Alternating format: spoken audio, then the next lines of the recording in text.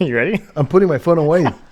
God, what are you, like the phone print The phone policeman? prince? Phone prince. Yeah. Phone prince. I don't want that title. Yeah, it's horrible. Hey guys, Roy and Jeremy here. We are hanging out in Vancouver, British Hold on, Columbia. my phone. I need to check my phone. You've had too many Sour Patch Kids, Roy. We are hanging out in Canada together, and we thought we'd take this time to answer some of your questions about Ukraine. So yeah, do you need any tea? Do you want any more Sour Patch Kids? I definitely need tea. I should stop with the Sour Patch Kids. All right. They're so delicious. They Hey, are. do we get money for plugging Sour Patch Kids? I'll look into that. I would go for that deal. Yeah. All right. How much? All right, let's get into the questions. All right. That sounds good.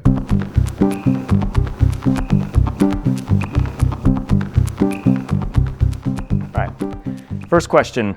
Did NATO expansion provoke the war in Ukraine? How much did NATO's eastward push factor into Russia's decision to invade? And did the West break any post-Cold War promises to Russia? Yeah, so the answer is yes and no. It's a complicated situation. So in the aftermath of the collapse of the Soviet Union, the United States and the UK decided that they were going to make it their life goal to denuclearize Ukraine, Belarus, and Kazakhstan. Those three Soviet republics actually had ICBMs, so there was this sense of, like, who's in control of those ICBMs? Can they stay in those states? The Russians had the codes, so they were effectively inoperable, but maybe there was a way to overcome that and take control of them. So the United States and Great Britain met with Russia and the other three Soviet republics that had ICBMs and sat down and worked out a deal. And the deal that they came up with said that the United States and Great Britain would take care of the security of those three states, Ukraine, Belarus, and Kazakhstan, if they would hand over their nuclear material to the Russians so that they denuclearized. And I think, if I remember correctly, the US actually also took some of the material. It wasn't all handed over to the Russians. And so, in effect, what the Ukrainians heard, and they shouldn't have heard this, they should have read some history and known that the United States is like the greatest treaty-breaking state in the history of humanity. What the Ukrainians unfortunately heard was, if we turn over our nukes, the United States will protect us, and we won't have to worry about a war in the future. I think they thought it was something like NATO. They should have said, no, we won't do this unless we join NATO. They should have made it like a hardcore thing. So that's one piece of the equation. Another piece, and this was of course in the 90s. The year in my head is 94, but I probably am screwing that up, so don't quote me on that. But another piece of the equation was the way the Soviet Union imploded. So, and the Eastern Bloc states. The Eastern Bloc states, of course, go into a state of rebellion in 1989. When I say that, it's muddled because Poland had actually been in a state of rebellion for years prior to that. Poland sort of led the way towards the Eastern Bloc states breaking away from Soviet influence. But by 1989, it's like full-fledged rebellion, right? The Czechs are pouring into Germany, and then the next thing you know, East Germans are pouring into Germany, and there is this huge event in '89, and it became incredibly clear that the Soviet Union no longer had the ability to control the Eastern Bloc states, and that they were losing them one after the other. And of course, East Germany then immediately wants to reunify with West Germany. So George Bush Sr. was in a position where he needed to somehow smooth this over, and then the Soviet Union collapses, 1991. But before the Soviet Union collapsed, so Gorbachev is still in power, there's still a Soviet Union, George Bush Sr. goes to Gorbachev and he says, look, we don't have any ambition of expanding NATO eastward. We don't, don't worry about us trying to get Poland and Romania and Hungary. That's off the table. all we want to do is reunify Germany. It's time to put Germany back together, which means you'd be losing East Germany and it would be joining NATO. If you will clear the path for this and allow Germany to reunify, I promise that's the last Eastern Bloc state that'll end up in NATO. And so there was a promise made that there would be no eastward expansion. But then, right, the next year, that was 1990, the next year, 1991, the Soviet Union collapses. And I think in many ways, the Clinton administration saw this as a reboot, so that all previous agreements kind of went out the door and there was sort of this start over event. And the Clinton administration very aggressively tried to move NATO eastward. The Bush Jr. administration continued that policy. So this was a Clinton policy and a George Bush Jr. policy. I'm trying to remember, I should have looked this up before we got on here, but I want to say it was 2006. And I want to say the meeting was in Bucharest in Romania. And what happened was NATO leaders got together, and they got together with representatives from Georgia and Ukraine. And the reason was that they wanted to talk about the possibility of expanding NATO. By this point, right, NATO is all the way to the Ukraine border, right? Hungary and Romania are now part of NATO by that point. Poland's part of NATO. So the Soviet Union's westernmost border is the edge of NATO. The European states, the European NATO members, don't want anything to do with expanding NATO into Ukraine and Georgia. They're just like, this is not okay. We don't want to poke the bear. Why are we going to make the Russians more angry than we already have? You know, Latvia, Lithuania, Estonia are already part of NATO. Like, what is the point in taking this one step further? George Bush Jr. is like, no, Ukraine is joining NATO. This is a done deal. We're going to get Georgia in NATO. This is going to happen. And in the process of arguing, the European NATO members make a deal with the United States. They're going to split the difference.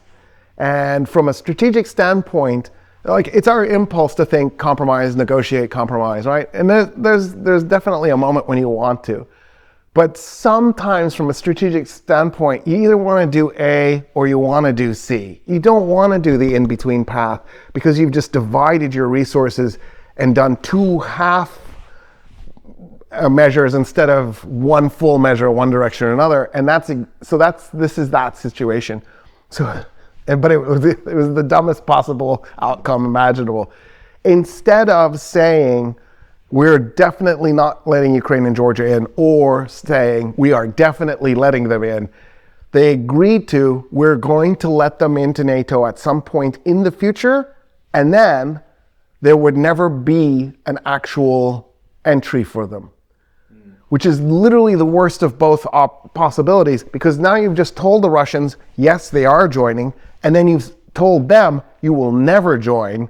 So now Russia is furious, and they're not going to get any reward for it.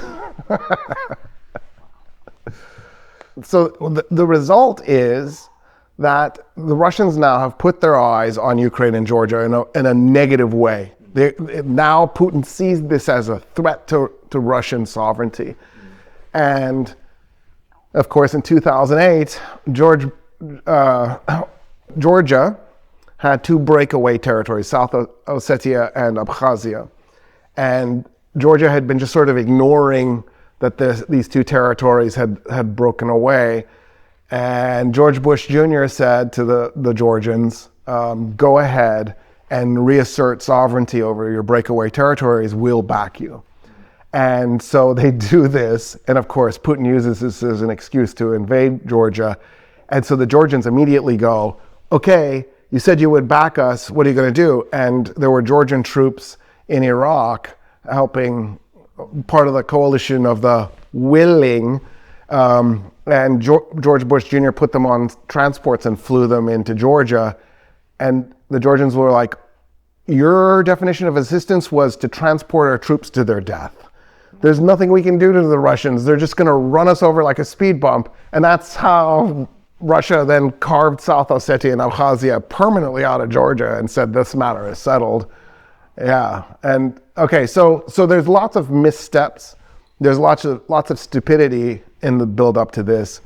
In the mind of Russia, Georgia, less so Georgia. I meant to say Ukraine. Ukraine should definitely be part of Russia's sphere of influence, along with Belarus, because they're fellow Slavs. They're linguistically extremely similar, and Belarus means white Russia. Ukraine means frontier. And so in the mind of Russia and Russian nationalism, Belarus and Ukraine are inherent integral parts of the greater Russian state. But you also have to remember, 120 years ago, there was this pan-Slavic movement where in Russia's mind, Serbia and Slovakia and Slovenia and what ended up becoming Czechia today, the Czech Republic, and Bulgaria, that was all Slavic land and Poland, and it should eventually be part of a greater Slavic state. So the idea somehow that Ukraine and Belarus wouldn't be part of Russian influence is anathema. I think in a way it would have been like if Canada had joined the Warsaw Pact.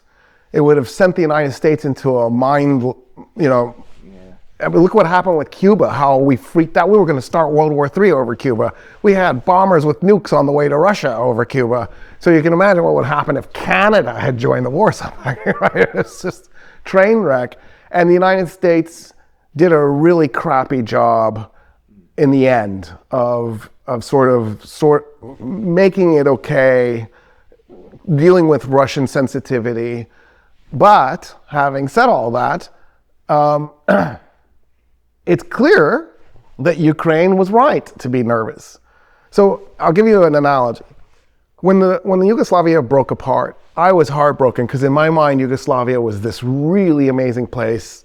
Tito was a fantastic leader. He was obviously dead by this point and no longer the leader. But the legacy of Tito was really profound.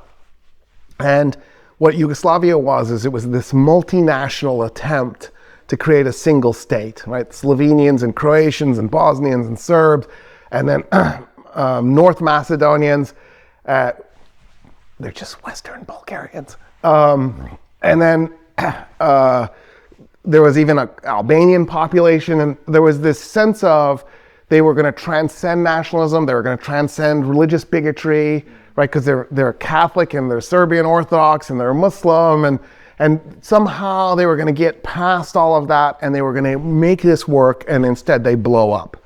And my initial thought was, what are you thinking, Slovenia? Why are you wrecking this incredible experiment? Wait, and then Croatia breaks away and you're like, why? Why are you doing this?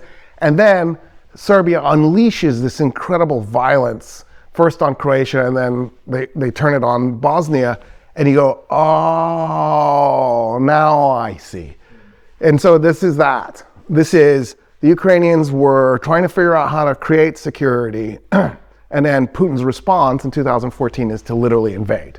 And then he invades a second time and expands his war in 2022, proving that Ukraine's concerns were right and that Ukraine really did need to be part of NATO to prevent being overrun by the Russians.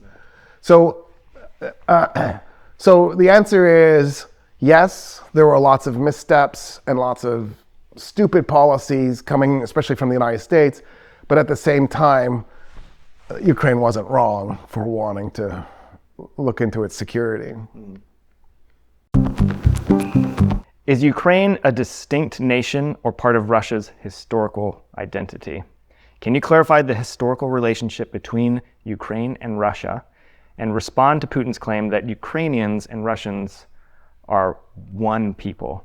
Yeah, that's a tough one. Okay, so the answer is yes and no. That's going to be the theme, I can tell. So the people, the Slavic peoples who were living in what is today Russia and Ukraine, if you were to run the clock back 13 centuries, you would have found that there was a lot of lawlessness and that the noble class, the lords, the warlords, had very little control. And so as a result, there was this sort of constant volume of raids and attacks. There was essentially a very little security. And what had happened was, actually even before 13 centuries ago, what had happened was they began to bring in Vikings, who were some of the people doing the raiding, and hiring them as mercenaries to create security. And after a while, those Vikings went, why are we working for these guys when we can just take them out and take over? And they do. The Viking tribe that did this were the Rus. And so if you've ever seen Kiev and Rus, Kiev became the capital of the Rus Viking state that was based in what is today Ukraine. And they expanded and eventually created Russia. That's where we get the word Russia. The Russians are named after this Viking tribe. And so in many ways, the Russians aren't wrong to look at Ukraine and Kiev in a way that maybe people in the US look at the 13 colonies, the original 13 states. Like, this is the founding moment. It's ironic, though, because I love irony, and human history is replete with irony, that the Russians are so sensitive to this idea that Ukraine is their founding origin state, or origin country, I should say, when they did this to Germany. The state that created Germany is Prussia. Its capital was Königsberg. Prussia no longer exists. In 1947, the United States of America issued a decree to all map makers on the planet that they were never, ever again to label a place Prussia unless it was on a historical map, because the United States snapped its finger and Prussia no longer exists.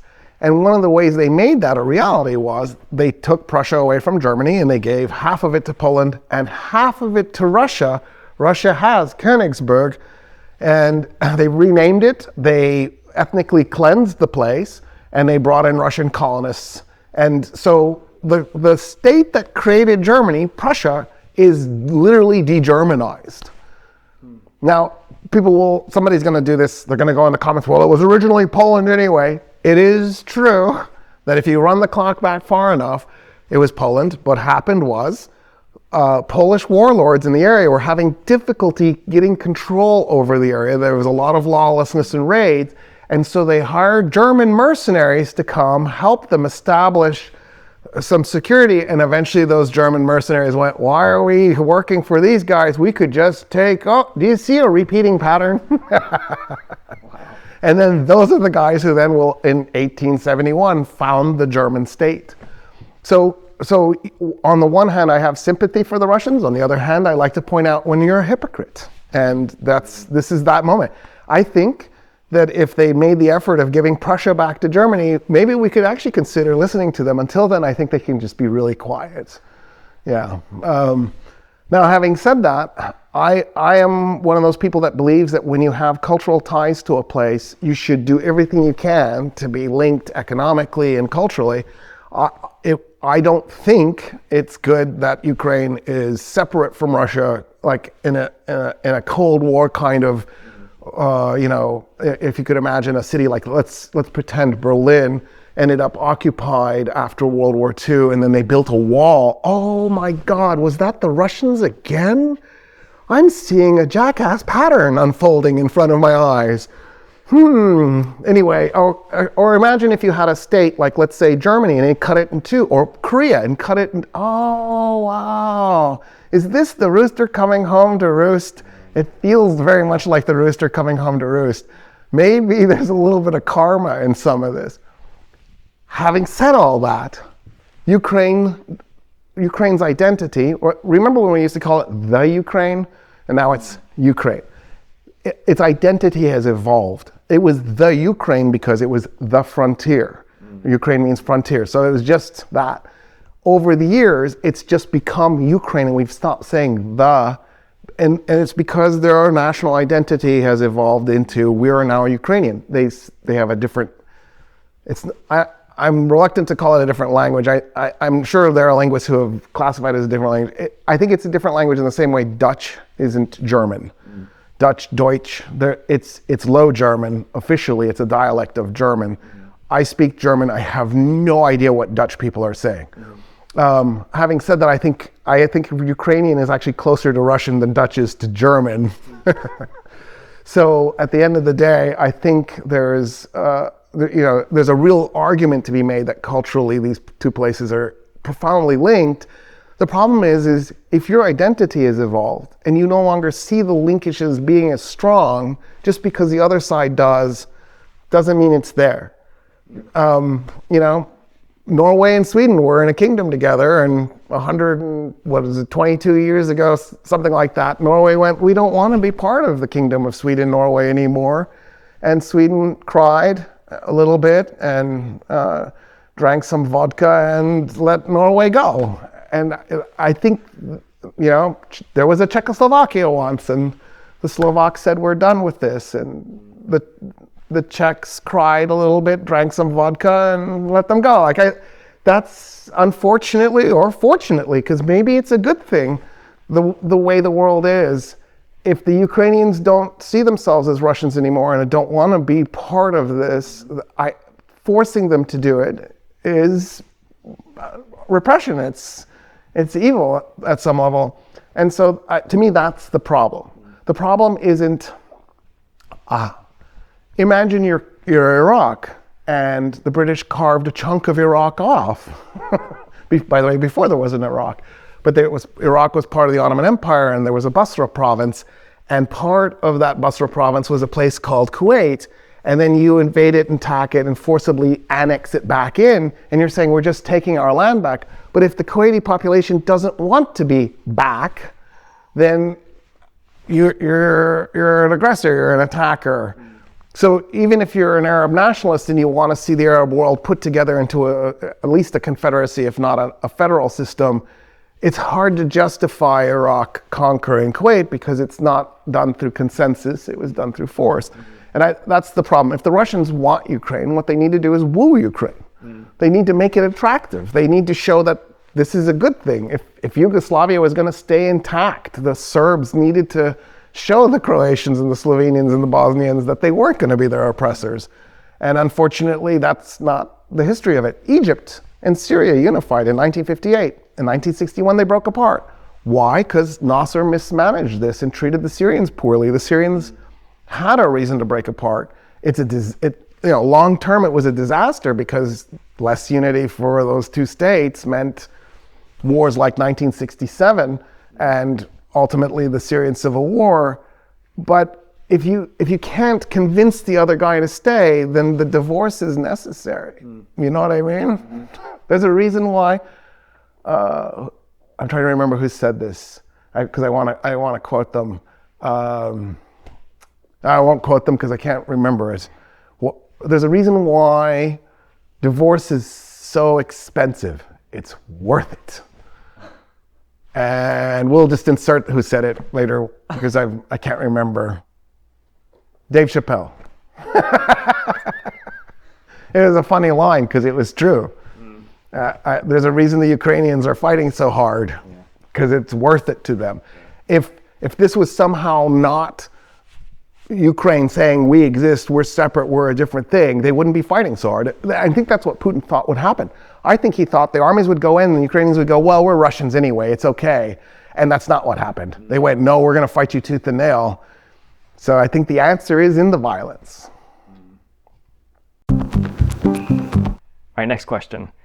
What's the real story behind Crimea?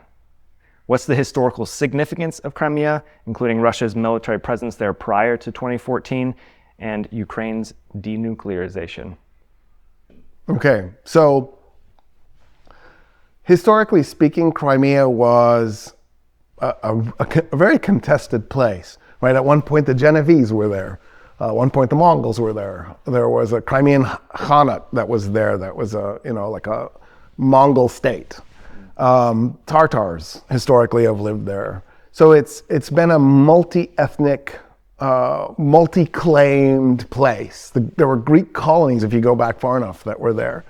And one of the reasons is because it's strategically in a fantastic place in the Black Sea. It's this, diamond-shaped peninsula that juts into the Black Sea. It's great for trade. That's why the Genovese were there. It, of course, ends up in the Russian Empire and was in Russia until 1954.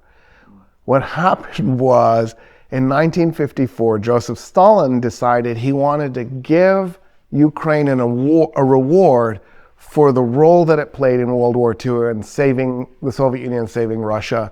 So he gifted Crimea to Ukraine, to the Ukraine, because that's what it was called back then. And so in 1954, it was absorbed into the Ukrainian SSR, Ukrainian Soviet Socialist Republic, and then of course Sevastopol, the big major Soviet naval base, that wasn't a problem because Ukraine was part of the Soviet Union. So it was in a way, I think Stalin saw it as a symbolic gesture, because I'm assuming Stalin thought the Soviet Union would last forever. And it didn't change anything legally. Like, if you were a Russian, it was okay to be there because it was the Soviet Union. It would be like if, Texas gave a chunk of land to Louisiana as a gift. I think most Texans would assume we'd still be part of the United States and it's not a big deal. And that might have been what was going through Stalin's mind. In any case, after the collapse of the Soviet Union, it meant there was this awkwardness of Crimea is now in a different state. It's no longer part of Russia. So the Russians went back and they made it so Sevastopol is its own little province in Ukraine. That was done on purpose so that the Russians could have effectively an autonomous zone, so to speak, inside Ukraine, where they knew their naval base would be fine. It would be for all eternity a Russian naval base. Mm-hmm. Now there's also a Ukrainian naval base, and they were right next to each other. And I think the assumption was that there was no reason for Ukraine and Russia not to cooperate going into the future. So there wasn't a conflict in having this. And of course, the Russian Navy was huge, and the Ukrainian Navy was tiny. So again, not a big deal. And it worked. That was the relationship. Putin decides that's no longer okay. And one of the reasons is the possibility that Ukraine will eventually join NATO meant that Russia's naval base was going to be inside NATO territory. In 2014, on this close to the 60th anniversary, I don't know if he did it exactly on the 60th anniversary, but a nice clean 60 years, he invades Ukraine in a surprise, like guys who aren't even dressed in military uniforms suddenly pop up in Ukraine, and Crimea is suddenly popped out, and annexes Crimea with the goal of ensuring that Sevastopol remains in Russia, and in saying we're taking the gift back. In principle, I'm always against violence. I don't think it's ever correct to invade another country. I'll always take the defender's side. But I think in this case, it's just messy enough that you can go, well, I kind of see Russia's point. I still think what he did was wrong. It's not that it was 100% wrong, in part because I get why the Russians are nervous about Sevastopol. There's a huge Russian community in Crimea. I could be wrong about this, but I'm pretty sure they're the majority of the Crimean population. So there was an ethnic claim as well. And so the annexation takes place. But then what was interesting was in Donetsk and Luhansk at the same time in 2014, they break away and Russian soldiers volunteer, I hate air quotes too, but I feel like I have to do them, to go in and help Donetsk and Luhansk try to break away. And they actually capture the capitals of both provinces. So they actually had the city Luhansk and the city Donetsk. But they only had about half the land area of those two provinces. And they fought this 8-year-long war until the Russians escalated and actually invaded. And when they did that, it made it clear that Putin was either doing this to force Ukraine to come to negotiation tables and accept the Crimean annexation, like, we'll give you Donetsk and Luhansk back if you accept that might have been why he was doing it. Or it was to see if he couldn't get the ethnic Russian population inside Ukraine to join in a fight. And I think what happened was the yes men, he surrounded himself with told him that is exactly what was happening. And the reality is it's not what was happening. I mean, there were ethnic Russians who definitely did jump into the fight. By the way, there was an ethnic Texan who went and jumped into the fight and would post videos on YouTube talking about how great this was. And so I think part of the 2022 escalation was this sort of miscalculation on how much sympathy there was in Ukraine to this idea of a Russian expansion into Ukraine. I think also there was a miscalculation on exactly what state the Ukrainian military was in. There was also clearly a miscalculation on how effective tanks are in combat and city fighting. And the Russians paid a really dear price for it. You know, here we are, it's 3 years later, and there's no sign that the war is going to end. Yes, the Russians have made some land gains recently, but you know, nothing is catastrophic. It's not like they've captured a major city and that'll cripple the Ukrainians' ability to fight. And it's turned into a proxy war. And so at the end of the day, even if you have sympathy for what happened in 2014, the escalation has made it so that this is now way past that. This is now, this is in the zone of, yeah, maybe you had some claim early, but somebody stole something from you, you broke into their house, stole it back, and then decided, you know what, I'm just going to shoot the place up too while I'm here. It doesn't work anymore. Putin has ruined any sympathy he could have possibly had up until that moment. All right, next question. Is Ukraine's war a proxy conflict? Has the war shifted from being about Ukrainian sovereignty to a broader power struggle between NATO, Russia, and even China? Okay, this one is just yes. Yeah.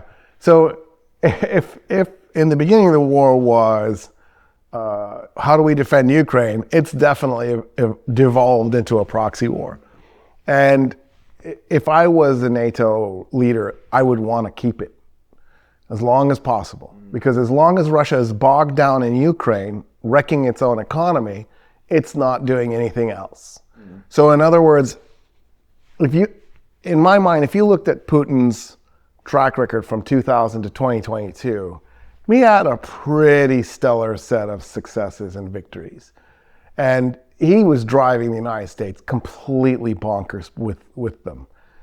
I think what he did in 2022 by invading Ukraine is he wrecked a bunch of those victories because he allowed himself to be put into a position where he doesn't know how to back down.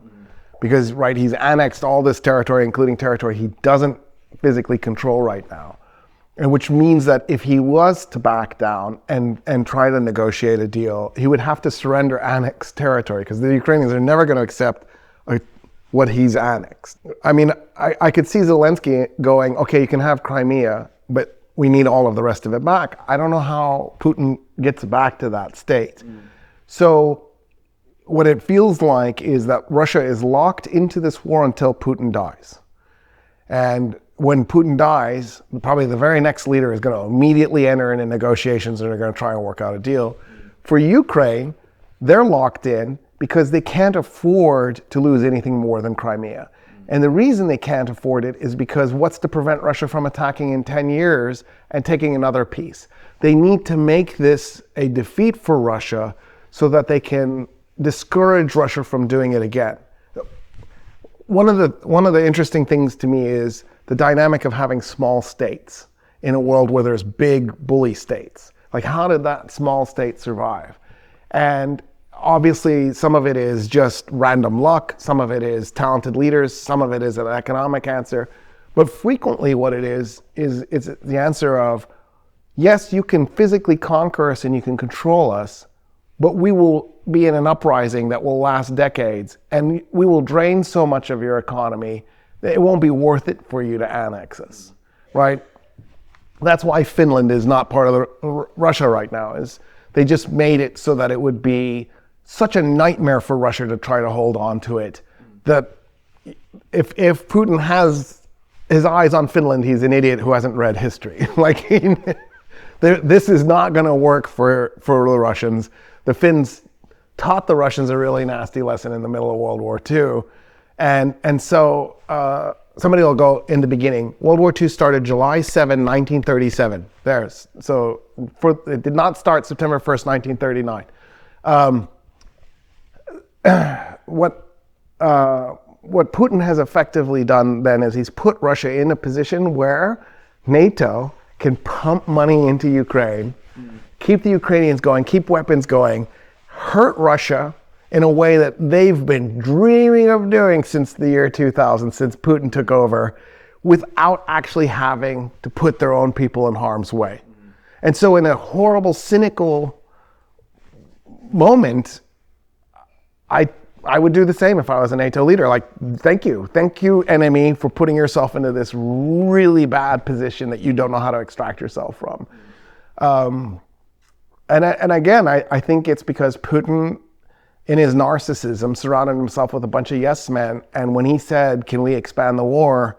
they went, "Yeah, of course we can," without giving him the truth of the matter. Because I imagine that there was some criticism in the lead up before the war.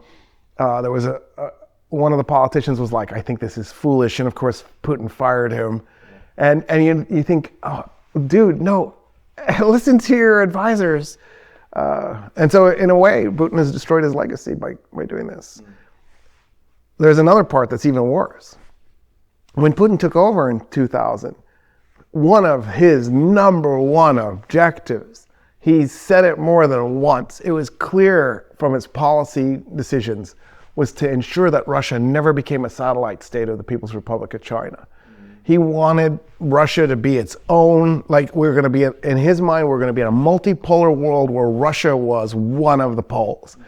And in the last 3 years, after Germany severed economic ties, Germany was Russia's number one trading partner. Russia was Germany's number one trading partner. So it was painful for both sides. But Germany was like, "No, we're not doing this.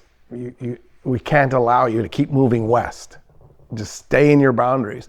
So Germany cut economic ties. When that happened, Russia had zero choice but to enslave itself to the People's Republic of China. And so Putin's legacy is double destroyed, not just because he's allowed himself to be stuck in this proxy war, but because his entire goal of keeping Russia as a separate sovereign state is eroded. And so, I think in the end, he's going to end up with like a C minus D plus for having screwed up so badly at the end of his life. And the only thing I can think happened that derailed him was he knew he was nearing the end, and he wanted to do one last glorious thing to reassert Russian dominance, and he just catastrophically miscalculated. Oops. Nobody's perfect. All right, so next question we have is, what are plausible endgames for the war? Will the war end in negotiation, a frozen conflict, or full military victory for one side? What might a realistic peace treaty look like? Yeah, this is tough. So I was in a situation where I was in a meeting in 2023.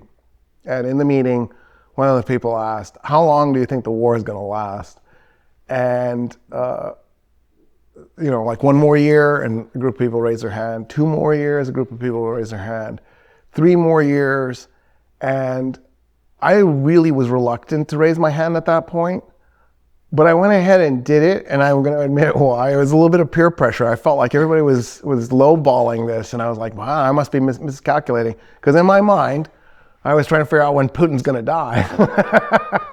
And I figured he had at least 5 years left. So to me, I wanted to raise my hand at the 5-year mark or the 6-year mark. I think the only way this war ends is Putin has to go. Because if Zelensky goes, he's just going to be replaced by another guy who's going to fight the war as hard as he can, unless it's a Russian agent. But the reason I think Putin has to die is because I think first Putin's ego is in this. Second, he's made so many demands of Ukraine that there's no way Ukraine can accept. Mm-hmm. And then Ukraine has started to actually attack Russia itself. And you can't blame them because you need to hurt the other guy and show them that, look, this is going to cost you. You're not going to win. We're going to make this so painful and economically not viable that in the end you're going to want peace. That's Ukraine's only path to victory, because there's no way Ukraine's going to send an army to Moscow. There's no victory that looks like that. I mean, I shouldn't say no way. It is possible that the Russian state will implode and collapse, and an army does go to Moscow. It's just, in this moment, with the current configuration, that's not an option. So for Ukraine to win, they have to somehow convince Russia that the cost of them winning is so high, there's no benefit in winning. Right. And that's been their strategy so far. And in a way, they're winning, because this war of attrition is costing the Russians. Mm-hmm. But because of Putin's ego, I don't think there's any way for him to back out. So he just needs to go. And obviously, he's the emperor, he's the Tsar. And so he's not going to step down. He's not going to not run for re-election. So we're just waiting for him to pass away, which is a really stupid political system. He dies. The Ukrainians and Russians, the next leader comes in and says, let's negotiate. Maybe they get more, maybe the Russians get more than Crimea, or maybe they get like Donetsk and Luhansk, or maybe part of Donetsk and Luhansk. Mm-hmm. But the Ukrainians can't afford to give a big thing, not just because it hurts their state, but because it sets this horrible precedent of, you can periodically attack us and carve off a piece. And that's actually been what a huge chunk of history was. Like the Kingdom of Granada, the last Muslim state in Spain, Castile and Leon would just keep doing little wars and carving out a little piece, carve off a little piece, and Granada just kept shrinking and shrinking and shrinking and shrinking until finally in 1492, Isabella finishes it off. And so you don't want to be another Kingdom of Granada. And I think that's exactly what Ukraine is worried their future will be if they concede anything meaningful. I think Crimea is a possible thing, because you can say, well, it's ethnically Russian. They have Sevastopol. It was a gift. We're just giving the gift back, right? You can make it into an argument that Ukrainians could buy, and it's expensive because the Russians already had it in 2014. So there was no reason to do the second round of war. And then you can just say, well, everything from 2022 on was a waste. They could have had it by just giving us Donetsk and Luhansk back. That's all they had to do, and we would have just said, yes, it's yours, and walked away. But anyway, I just think it's also really interesting that a comedian who played in a TV series as a guy who accidentally becomes the president of Ukraine, then becomes the president of Ukraine in real life, and ends up in this position where he has to fight. Whatever. What is that? All right. Question number 6. What is the role of nationalism in this war? Has nationalism failed as a viable political model?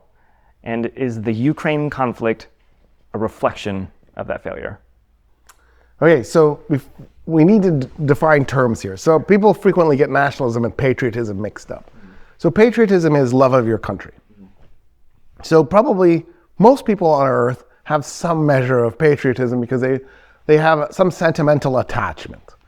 Nationalism is the belief that your nation, and nation is not a physical thing, it is a group of people. It is a group of people with a common language, identity, some traditions that they have in common, some DNA and some history they have in common. So it is the belief that your nation is superior to all other nations, which means that all other nations are inferior to your nation. So if you're a German nationalist, let's say, you believe that everybody else is effectively subhuman. They are not as good as you. So the answer is yes, this is nationalism. This is nationalism in a really gross way. But there's two nationalisms involved. There's Ukrainian nationalism and Russian nationalism. If Ukraine did not have a separate national identity from Russia, this wouldn't probably have been much of a conflict, because Putin would have probably invaded and a bunch of people would have said, well, we're Russian anyway, let's just join. That's not what happened. He invaded, and some of the Russians went, we're Russian anyway, and joined him. A bunch of the Russians said, no, I don't care that I'm Russian, I'm actually going to fight you. Zelensky is one of those. He's ethnically a Russian from Ukraine. He's not an ethnic Ukrainian. He had to learn Ukrainian. So, right, a bunch of ethnic Russians in Ukraine went, no, we don't want to be a part of your state. We like being Ukrainian. and they ended up fighting alongside the people who identified as Ukrainian. And so if nationalism wasn't in play on the Ukrainian side, this wouldn't be going on. If nationalism wasn't in play on the Russian side, this probably wouldn't have gone on either, because part of Putin's thinking is, this is Russia. We need to reabsorb it into the Rodina, into the motherland. And if he was operating in an internationalist way, he wouldn't have been thinking along those lines. It's worth pointing out that the Russians could have very easily have gone to Ukraine and said, look, let's strike an economic deal. And we'll create, like a EU, but with us instead of them. Or, made a deal that was somewhere in between. We'll have an EU with you, and you can even join the EU. And in a way that would have gotten the Russians a foot in. There were so many ways you could have approached this, but because nationalism was the operating thing, instead of, say, expanding your interests, it ended up in a violent contest with annexations taking place. And so, yeah, nationalism has been around for 230 years, making the world a really crappy place, because, right, at the end of the day, we're all equally worthless. There is no nation that is better than the next, and people who believe that are just stupid and haven't traveled enough. And so, unfortunately, it's not defunct. Nationalism is healthy as ever and driving the world into a really stupid direction. Civil wars, wars like what we just saw between Thailand and Cambodia, and maybe even World War III are the path that we're on. We are on a path of stupidity that's being led by this nonsensical. Think about what nationalism does for you. You're a mediocre person with mediocre IQ, mediocre life, but you're from the master race. And you can look down on everybody else because you go, well, you're not from the master race. And so it gives people who have a meaningless life a false sense of meaning and a false sense of value, because they're running around screaming, I'm a Finnish nationalist or whatever. I picked that because I'm part Finnish. And you're like running around with that blue cross on the white background trying to kill everybody who's not Finnish, because you're just, what? Yeah. Like, what are you getting out of that? Yeah. So I'm not picking on Finland. I just wanted to pick on somebody other than Germany, since that's what I usually do. I'm also part German, so it's okay. But in the case of, like Finland, my stereotype of Finland is that it's a group of people who are generally pretty happy, who have a lot of trees that they rake, apparently, according to the president. And it has no need to do anything beyond what it's doing right now. And so there's no reason on earth for Finnish nationalism to suddenly invade Russia and try and steal Karelia back or something, or Ingermanland. And right, because Finland has serious land claims in Russia. But what's the point? Yeah. You're going to capture the Kola Peninsula, and then what? Yeah. Of course, how do you fight Russia if you're Finland? You're too small. But what's the point in any of it? Mm-hmm. And so at the end of the day, I think the answer is nationalism is healthy, it's doing great, and it's causing us tremendous harm. We should do cancer research and nationalism research and try and fight both. But be patriotic, there's nothing wrong with that. Because if I say I love my country, it doesn't mean I hate yours. Right. It doesn't have to be off. But if I say my nation is superior to yours, then that means you're automatically inferior. Yeah, that's the difference. Yeah. The cancer analogy is pretty spot on. It spreads. Yeah. I attack you, your response is going to be to become even more nationalist. We're in Canada right now, and there are people driving around with cars with Canadian flags. You never saw Canadian flags before. Trump has fueled Canadian nationalism with his rhetoric. Ukraine, I bet there were a bunch of Ukrainians who were like, I don't know. Russia attacked, they're like, that's it, I'm Ukrainian, I'm going to fight to the death. And so the irony of nationalism is nationalism begets nationalism, just like violence begets violence. And it's the reactionary force that, by the way, is necessary. If you're attacked, you need to somehow convince your people that they should go and die to defend the country. You're not going to convince them by making an intellectual argument. You need to convince them by going for their heartstrings nationalism very effective. It's why the Soviet Union changed its national anthem in the middle of World War II, because they realized the International wasn't working. Yeah. And they ended up with probably the most beautiful national anthem ever. I mean, the Russians scored with that anthem. You hear it and you're like, oh my God, it's so amazing. I want to learn the words. I don't care that I'm not Russian. It's beautiful. I love it. All right, you've kind of gone into this on the previous one, but what motivates Russia's territorial ambition? Is Putin trying to rebuild the Russian Empire or reassert control over former Soviet republics? How far might he go? Yeah, so when the Soviet Union got in trouble, I think it was 89, a group of Russians decided they were going to try and do something to hold on, because they knew the Soviet Union was going bye-bye. And the reason the Soviet Union went bye-bye was the straws that broke the camel's back. There were two. The Soviet Union was in trouble for other reasons as well, but the two like death blows were Chernobyl and the war in Afghanistan. Chernobyl was worse in many ways than the war in Afghanistan. Like if it had just been one or the other, they probably would have been okay. But Chernobyl might have been enough that if there wasn't a war in Afghanistan, it still would have taken the Soviet Union out. Once it became clear the Soviet Union was finished, which by the way, the CIA didn't guess. The CIA had no clue. So they're a completely useless organization. Like, oh my God, the Russians had figured it out and they were like trying to take steps.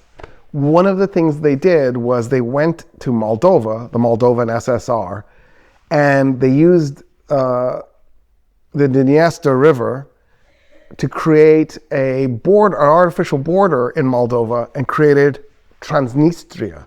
And they literally broke off everything east of the river. It's a thin strip of land. Like, there's actually a point where it becomes so narrow, I'm not actually sure it's connected, because Ukraine basically comes up and touches the Dniester River. So there's this thin strip of land, and it's still there. They've kept it. I think they still even have the old Soviet flag as their flag, and it's run by the Russian Communist Party. They're holding on, and there's nothing Moldova can do to finish the job and just re-annex Transnistria, in part because it'll just incur the wrath of Russia.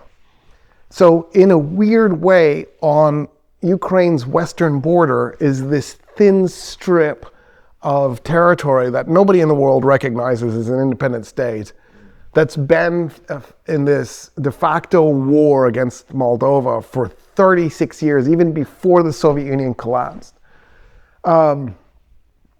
So I'm saying all this to say that there is a huge component of Russian nationalism that wants the Russian Empire back, that wants the Soviet Union back in some way, shape, or form. And Putin has definitely bought into that. Like it was his goal in 2000 to fix the Russian economy, which was a basket case. Russia's GDP was the size of Portugal's GDP. And of course, Portugal is like the poorest European Union state. So when you think about how big Russia was and compare it to itty bitty little Portugal, you're like, oh my God. So, and he did it, right? Like Russia's economy definitely bounced back under his administration. The other thing that he wanted was to reassert Russia as a major player.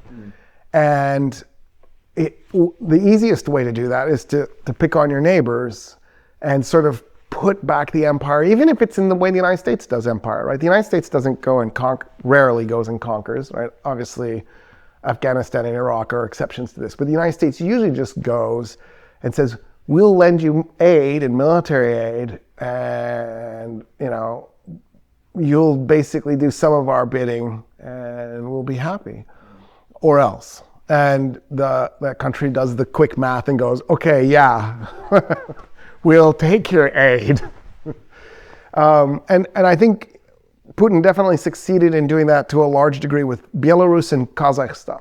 He actually did, to a large degree, succeed in Kazakhstan and Belarus but he was failing in Ukraine and Georgia. And by the way, he's actually got an enormous amount of influence in Armenia too. So in this really interesting way, he's had some successes in doing this, but like Uzbekistan went the other way. Like they actually have a de-Russification program. A lot of the names were Persian or Turkish, and then they got ov attached to the end. So the goal has been to get rid of the ovs. And so a lot of children are born with different last names for their parents because they no longer have the ov on the end. And then, right, they're trying to push the Uzbek language, despite the fact that it's just easier to use Russian often, because if you want to talk to, for example, the Persian-speaking population in Uzbekistan, odds are you don't speak Persian and they don't speak Turkish, so you just go to Russian. And so there's been, like Uzbekistan is a fail for the Russians. So Putin hasn't had the kind of victories that he's been seeking. But where I get stuck is, and this always confuses me about empire. Okay, so you're Russia. You stretch across 11 time zones. Like you already have a bunch of countries inside you, Dagestan and Tartaristan, right? Like Karelia and Ingermanland. There's huge Yakutsk, Siberia. Like there's these huge chunks of countries that you've already absorbed. What do you need another little piece of territory for? Like what will the Russians get if they own Donetsk? How will it improve the quality of life for the average Russian to own Donetsk? And of course the answer is it'll do nothing. It's zero. And so at this point it becomes almost like nationalistic greed.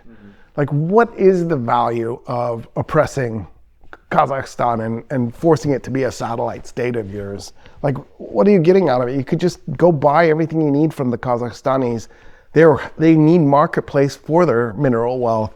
They'll happily sell it to you. They can't wait to sell it.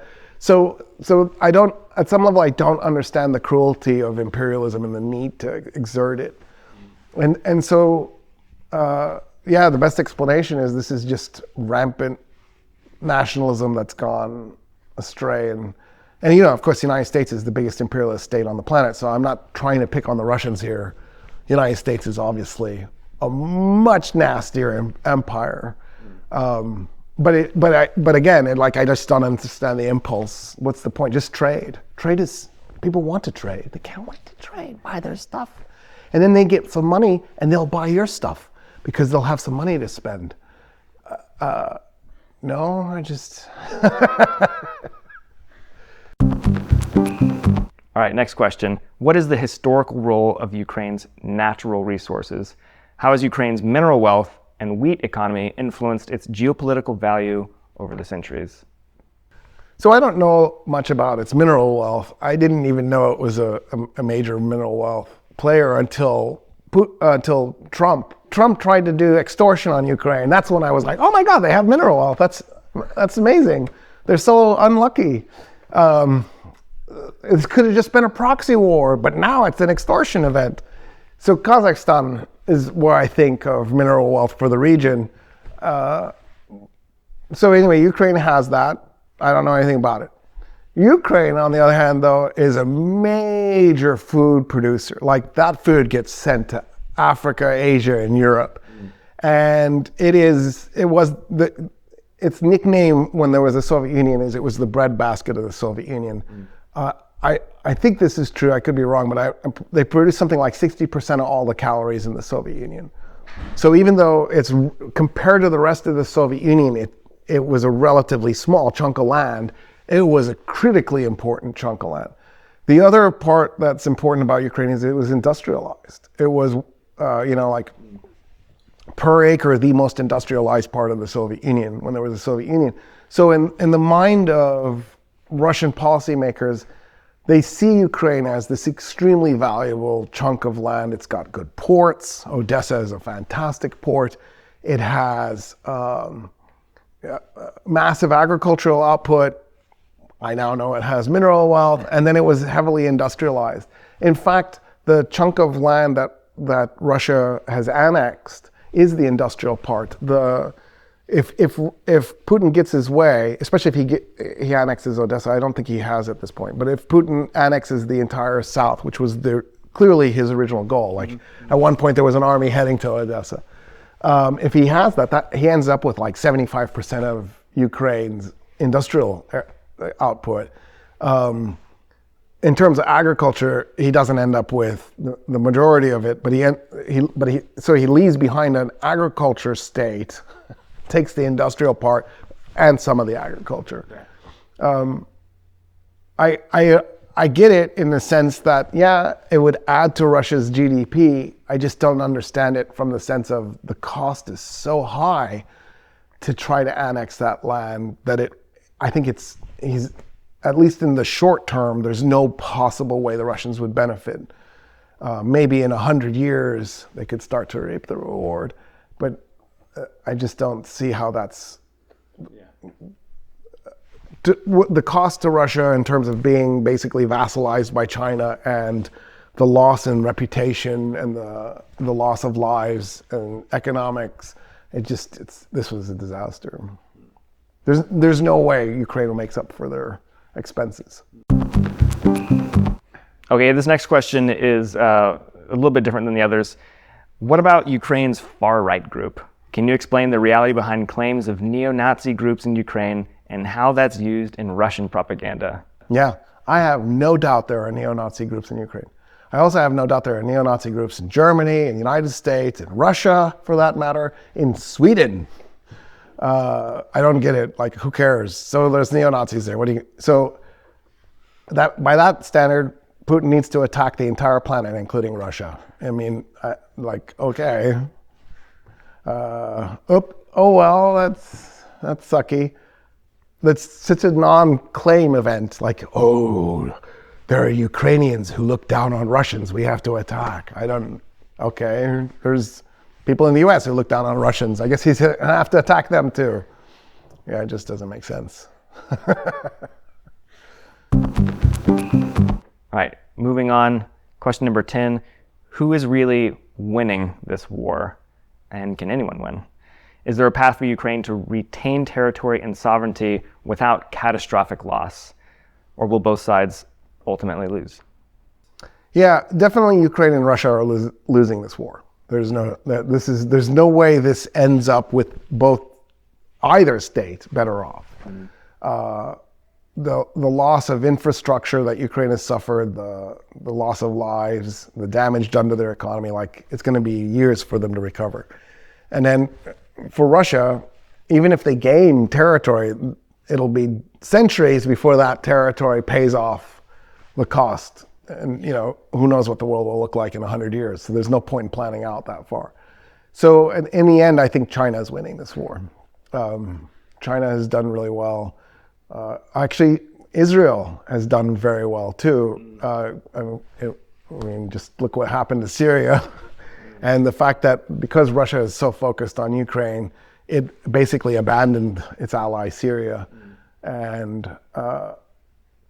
not that was a bad outcome. It was definitely good for Israel, but it wasn't necessarily bad for the Syrian people. It's just, if you're balancing the equation, Russia has taken some serious losses internationally because of this. Iran is in a definitely weaker position as well because of this war. Having said that, one of the things Iran has benefited from is it sells Russia a lot of weaponry and a lot of equipment. Iran has become pretty good at making missiles and drones. And so they're actually one of the top drone makers on the planet. And so their economy has been sort of bolstered a little bit by this.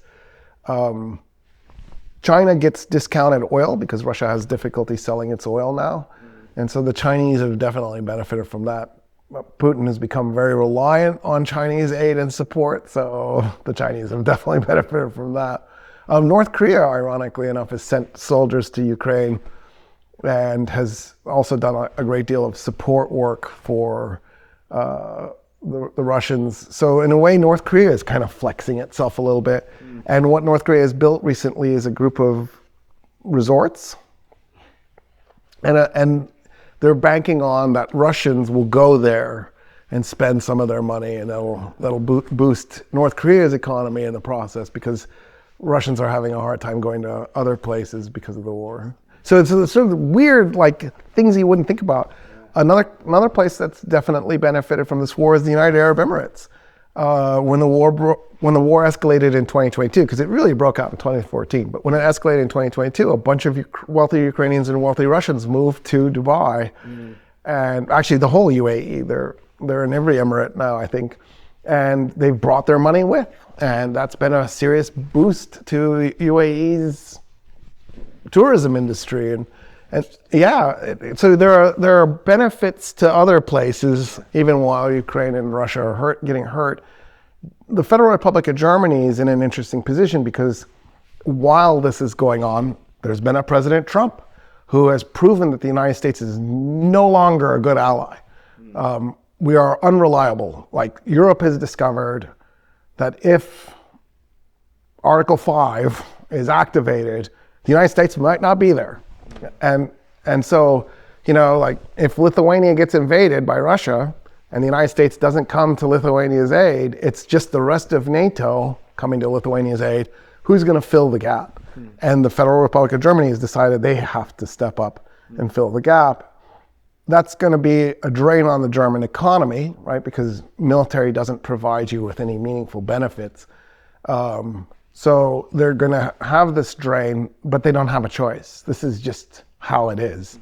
And so, but if you're a German nationalist, this is fantastic, because in a really weird way, it means you kind of did win World War II in the end, because, like, the euro is just the German mark disguised as a pan-European currency, and Germany is going to become the military defender of Europe. At the end of the day, in a really ironic twist, Russia has made it so that Germany is the heart of Europe. But I don't think the German population is excited about this. Like, maybe some German neo-Nazis thrilled, but the average German is thinking, oh my God, this is a huge burden. Yeah. It was nice when we were sharing it with the US. It's too bad the US is gone and no longer a meaningful actor, and will probably implode in a violent civil war here shortly. So how do we plan for the future? A future where we don't have an economic relationship with Russia, who used to be our number one trading partner, right? Like, there's so many pieces going on. So in a way, Europe is also not winning. Again, if I was a NATO leader, I would want to keep Russia bogged down in Ukraine for 150,000 years. Like, I would just keep this proxy war going as long as I could, because it's great. The Russians took themselves off the table. But there are serious consequences for those NATO states at the same time. So to me, the only guy who's a clean winner is really the People's Republic of China. They walked away with the prize. President Xi has to be at some level just laughing, because he's so happy about all of this. I guess the United States could claim a little bit of a victory in the sense that, there's this proxy war, and it doesn't really cost the United States anything meaningful. Like, all the aid we're sending Ukraine, who cares? When you're $37 trillion in debt, who cares if you send somebody $100 billion? Like, it's not going to have any impact. So at that point, you could maybe claim that the U.S. has a little bit of a victory, but because the U.S. doesn't have a foreign policy anymore, it's just chaos. I don't think, I don't know how you would calculate the victory. Yeah.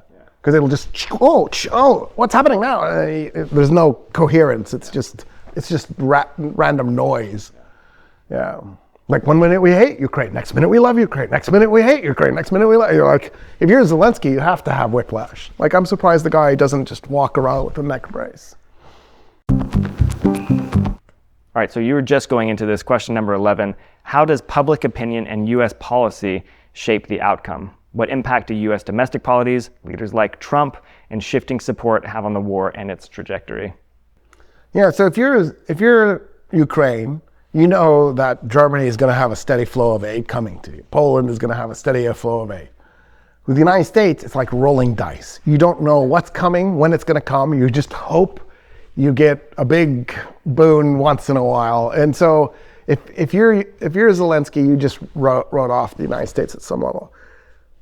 Unfortunately, some of that is a function of the public's perception of the war. So I think if you ask the average American, I haven't seen a poll recently, but a few years ago it was the case, the average American definitely supported our intervention in Ukraine against Russia. But Trump came in saying that this was foolish, and he won the election. So enough Americans were at least they didn't prioritize Ukraine enough that they were willing to go ahead and vote for Trump, even if a majority of Americans supported Ukraine's war. And so there is some public opinion component to this. The big thing I think that drives American decisions is that there's such a hatred of foreign aid in the United States. Like foreign aid is 0.1% of the US's budget. And yet somehow Americans have it wrapped in their mind that it's this massive chunk of the budget, and that money that should have rightfully belonged to them is being sent to, Ukraine or whatever. And it's like, dude, you're $37 trillion in debt. Like, the amount of money we send in foreign aid is minuscule compared to that. Don't worry about it. It's like your house is completely flooded, and there's this much space for your head to stick out of the water, and somebody poured a glass of water into the flooded house, and you're freaked out about the glass of water. It's like, no, you have a bigger problem. Let's go open the front door and let some of the water out would be a better fix. Or maybe fix the plumbing, whatever the source of your flood event was. Move out of the floodplain. I don't know. That's the problem with these metaphors. So at the end of the day, yeah, public opinion definitely affects, in part because, right, Trump is the outcome, and Trump doesn't have a coherent foreign policy. But as NATO moves away from reliance on the United States, I think it'll have less and less of an impact. There is the danger that the European population will start to tire of supporting Ukraine and start to vote for politicians who are going to start to distance themselves from Ukraine. If I was Zelensky, that's what I would be worried about. That will not happen for Finland, Romania, and Poland, right? Because they're on the front line.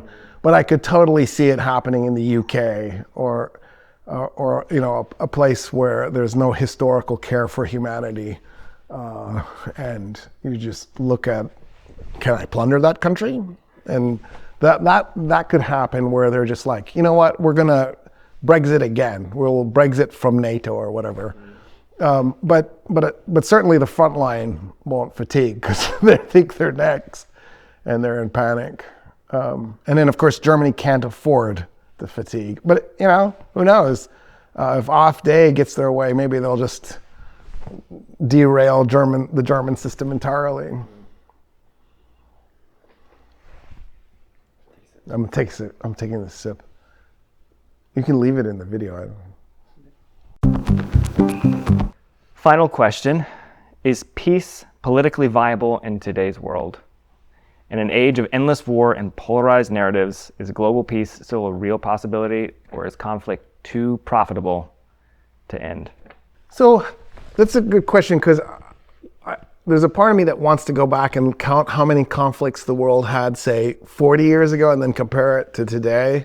I think one of the things we forget is the world was filled with conflicts 40 years ago.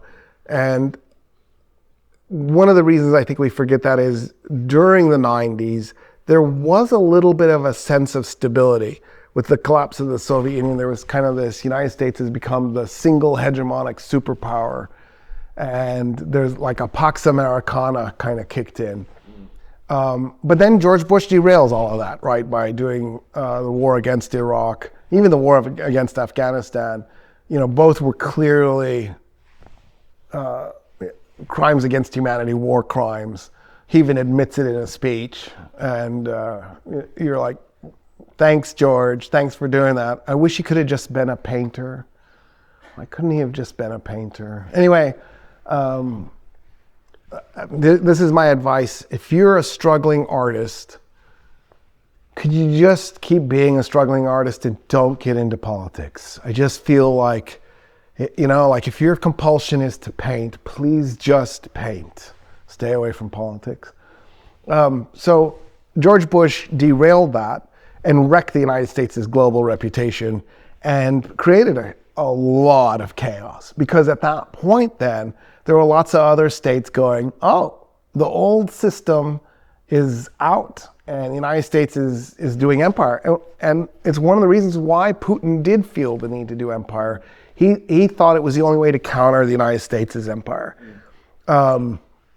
He felt like, okay, if we don't reassert the Russian Empire, the Soviet Union, and kind of carefully reestablish ourselves, we'll have enemies on our front doors. The United States will be in Uzbekistan. The United States will be deployed in Ukraine, and we'll be attacked eventually. So one of the reasons we're in this situation is 24 years ago, a maniac decided to do a series of unjustifiable wars from the United States. And of course, everybody forgets that and wants to blame everything on Obama or Trump, whomever you hate more. And the reality is we've been building up to this point for a long time. Actually, to be fair to George Bush Jr., Clinton had a role in this.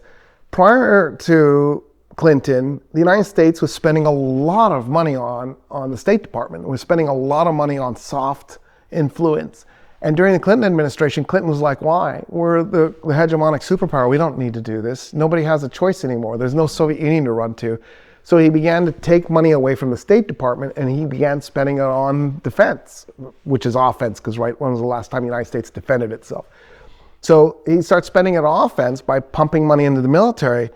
And that continued all the way through the Obama administration to the point where the United States military, the Army, at one point, I want to say it was 2011, 2012, begged Congress to stop buying it tanks.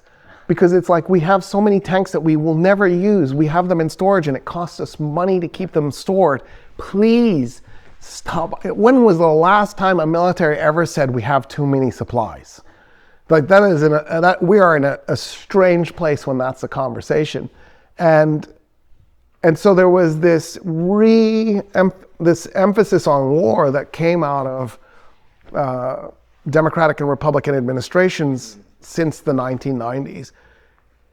Trump comes in, and because Trump doesn't know anything, right? Like his first administration, the Republic of China calls.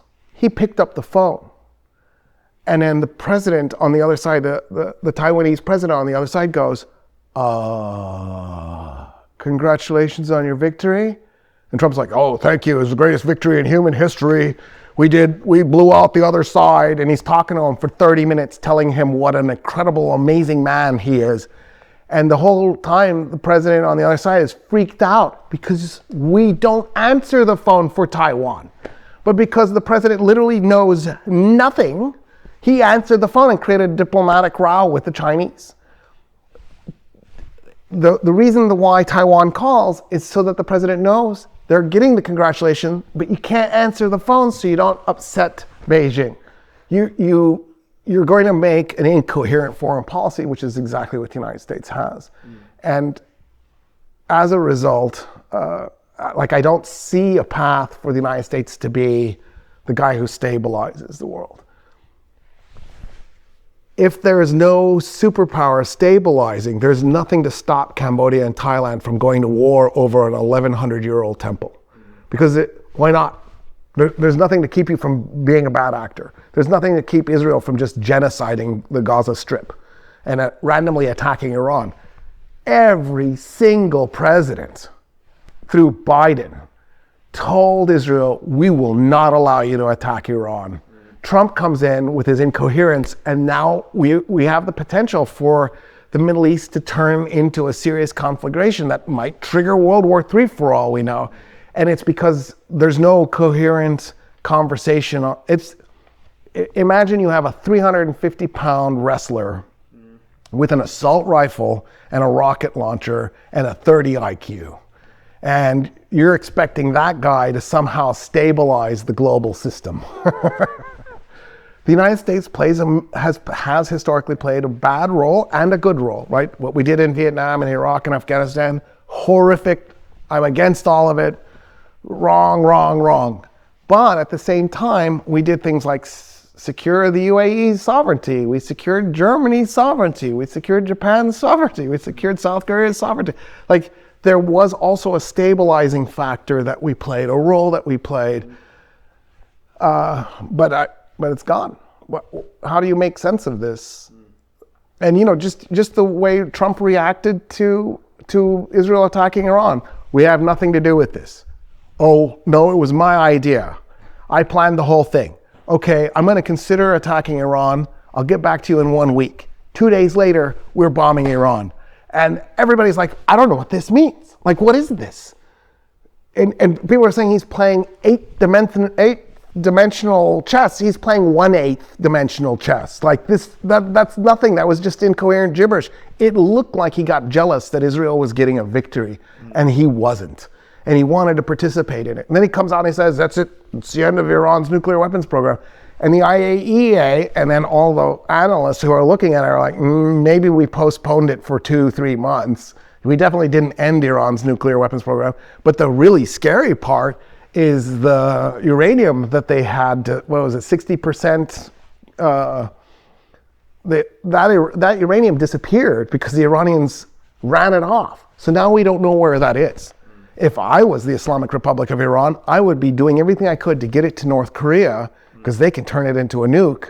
I don't even need a weapons program, and then just buy nukes already made from North Korea. Who's going to stop them?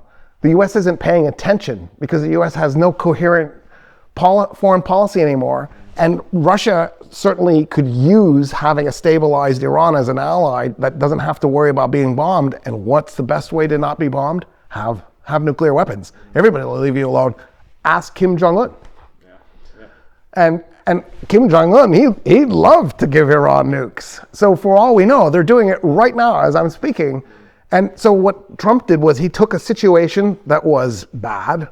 I don't want Iran to get nukes. That's not a good outcome. I don't blame the Islamic Republic for wanting nukes, but I don't like that government, so I really don't want them to succeed. And they'll just turn Iran into another North Korea, right? They'll have nobody to be afraid of, so there's no reason for them to do anything in terms of human rights for their own people. But so we took this bad situation where Iran was on this path. Trump derailed it by getting rid of the JCPOA. And then now he's made it even worse because we've lost track of the stupid uranium that they had enriched to I think it was 60% enrichment. They're still a ways away from the nuke, but not that far. And they don't need it anymore. If you don't know where the uranium is. Anyway, so I guess the answer I'm giving you is right now I'm really pessimistic about the global future. The fact that people keep saying civil war in the United States, the fact that people keep saying World War III globally, the fact that we just saw this Thailand-Cambodia violence, the Iran thing, it looks to me like we're on a path of escalating violence and escalating instability, but intentional destabilizing in the process. Also, what happens with global economies? Like Lebanon's economy is in ruins. It's maybe coming back a little bit, but it's not good. Where is Egypt going? It just recently went through a catastrophic inflation event. There's no global plan for how we make a coherent economic system. And so capitalism looks like it's starting to fail in multiple places around the planet, kind of simultaneously. Like in Egypt's case, President Sisi built all these brand new cities. So there's like a new Asyut, a new Cairo, and a new Alexandria. Like he's done this brand new roads, bridges, like a massive, usually when you do that, it stimulates the economy because all of a sudden people have jobs, they have more spending power, and it creates more jobs. It's like a feedback loop. Instead, they ended up with this really out of control inflation event that feels like it broke some of the principles of capitalism. And you're like, wait a minute, what just happened? Why why was this the outcome? In a moment when it should have been, oh look, Egypt is really developing and on a better path and is heading in a direction that should create more growth and more tourism. And so one of the problems that we have is the world is so complicated. What we really need is more conversation between political actors, more conversation between economic actors. It would be great if we had, imagine if there was like an organization, let's say in New York, in a building with a bunch of flags in front that actually try to coordinate some of the actions between states. That would be really weird. We should think about that. We could have some of the headquarters for that organization in Switzerland too, just right, because we wouldn't put them in Africa or something. You're just going to keep it or South America or Asia. It's got to be in Europe or the United States. Obviously.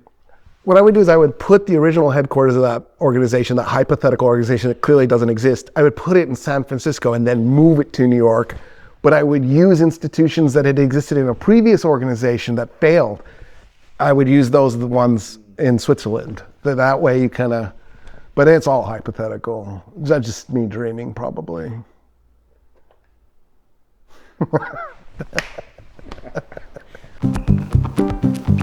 Thanks, Roy, for answering those questions from our listeners, viewers, everyone out there. Thank you all for submitting those questions.